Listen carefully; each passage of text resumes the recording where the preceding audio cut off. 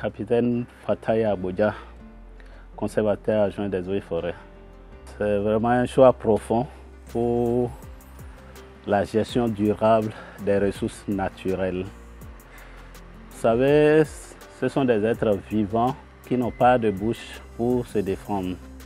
J'ai voulu volontairement, par conviction, par passion, que ma voix soit la voix qui défend les ressources naturelles, surtout la nature sauvage, et également que ce soit la voix qui traduise les intentions, les besoins de ces mêmes ressources.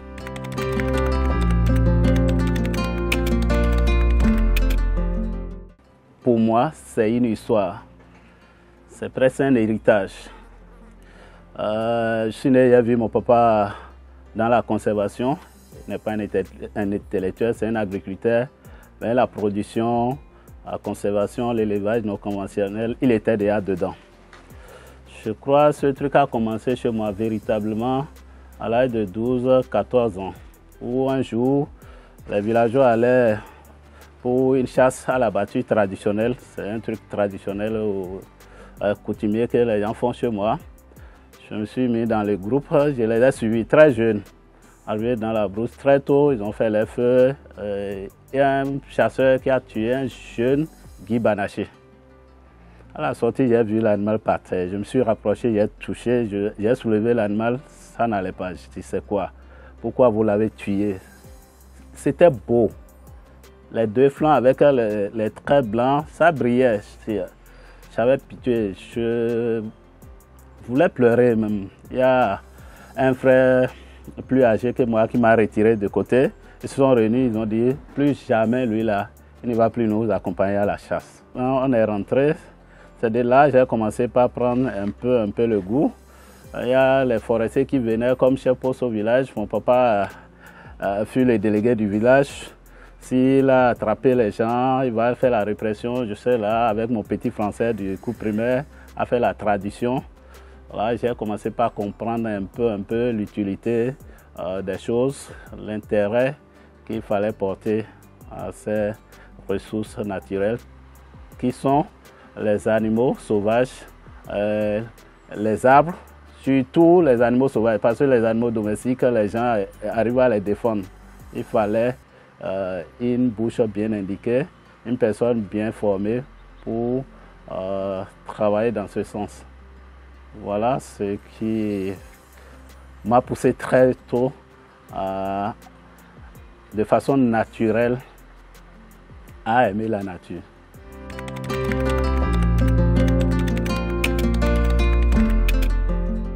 Je vais couper un peu pour commencer mes formations au lycée agricole de Sékou, où j'ai fait la foresterie à partir de 1998.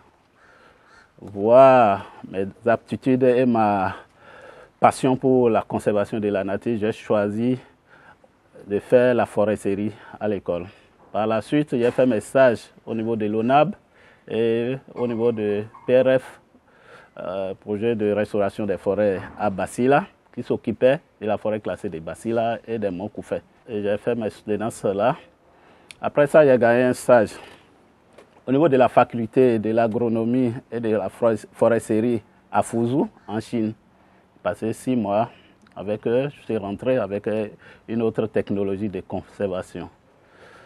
Ce n'est qu'en 2003, en juin 2003 précisément, que j'ai été recruté comme agent contrôleur des eaux, forêts et chasse pour l'État béninois.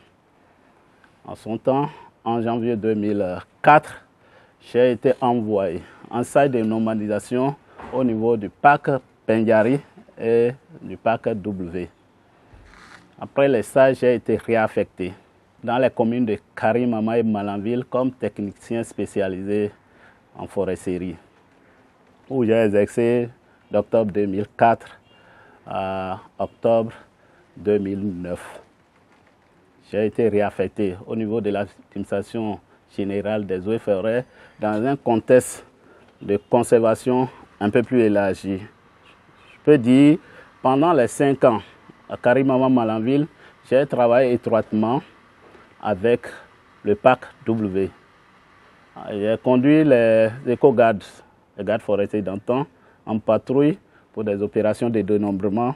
Après les 5 ans, naturellement, on m'a affecté dans l'administration générale où on a travaillé dans un contexte plus large de conservation. Je suis encore réenvoyé dans les monts Koufé pour les dénombrements, l'évaluation des facteurs dégradants de la forêt classée des monts Koufé et Warimao.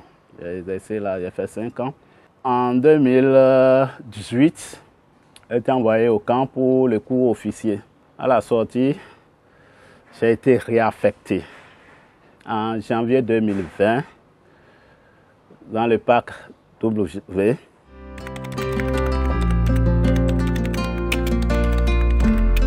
Merci, beaucoup de choses, mais je vais choisir, comme vous l'avez dit. À l'arrivée, j'ai constaté en 2020 déjà qu'il ne restait qu'un troupeau d'éléphants qui vient régulièrement à la mare d'Alpha Kouara. Mais juste aujourd'hui, malgré les contextes, la menace, j'ai constaté que les animaux ont eu la quiétude. On a beaucoup de troupeaux qui viennent. On a constaté l'arrivée des troupeaux de buffles, les antilopes, beaucoup de variétés, les facos, qui viennent actuellement et régulièrement. Et ça m'a frappé, ça m'a marqué beaucoup parce qu'on a invité les autorités locales un jour, c'était en août, il y a déjà de l'eau, on sait que les animaux ne sont plus réguliers. Vous savez, les animaux là étaient venus le jour-là. Deuxième fois avec les journalistes, les animaux sont venus nous faire l'honneur. Les gens ont su qu'il y a un travail en train d'être fait.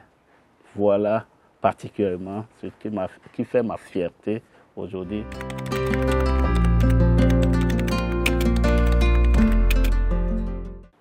Merci, African Park a beaucoup de valeurs, beaucoup de principes, mais comme on dit, j'aime tous les principes de APN, mais en particulier un thème qui dit respecter la loi pour mieux la faire respecter.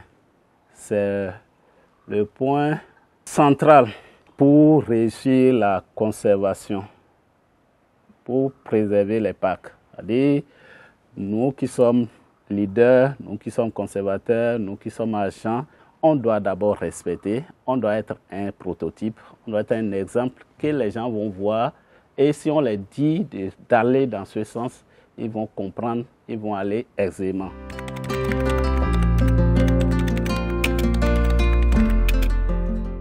Ma perception est très bonne. Dans ce sens, cette organisation déjà voit loin et porte ma vision pour la gestion, la conservation des ressources naturelles.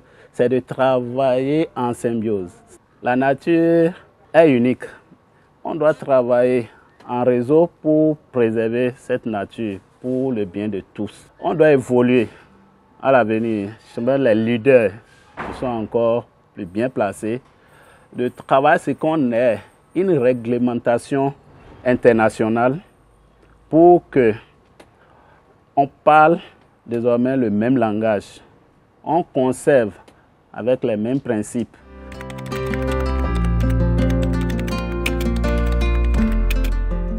Pour nous qui sommes déjà dedans, pour les collègues qui sont déjà dans la conservation, qui ont choisi ce métier noble, j'ai dit courage et abnégation. Le métier de conservation des ressources naturelles, un métier divin. Celui qui travaille dans la protection de la nature, dans la protection des aires protégées, est doublement récompensé. Pour ceux qui ne comprennent pas d'abord, tu es en train de travailler, tu es récompensé d'une manière, d'une autre, à la hauteur ou pas, mais la nature te récompense. Je demande à tous d'être honnêtes, d'être corrects et de continuer par travailler avec amour, avec passion pour la nature.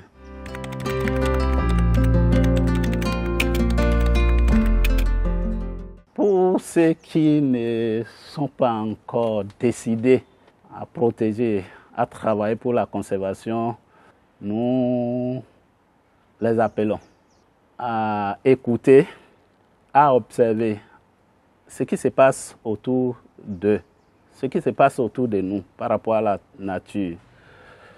L'évolution, la dégradation de l'environnement. Là, on avait les arbres hier, aujourd'hui, on ne trouve pas. Ceux qui coupaient les arbres à côté de leur maison pour faire la cuisine, qui doivent aller aujourd'hui à 50 km, à 100 km avant d'avoir ces trucs-là, de comprendre et de travailler pour la conservation. La terre, car nous sommes aujourd'hui, est la seule portion que Dieu nous a offerte pour vivre.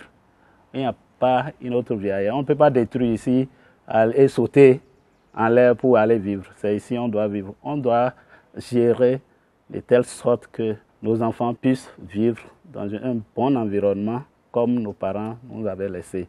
Et nous qu'à rejoindre l'équipe pour qu'on gagne, pour que la vie soit éternelle. Si on peut oublier le bien matériel et se sacrifier pour l'environnement, ça va nous aider.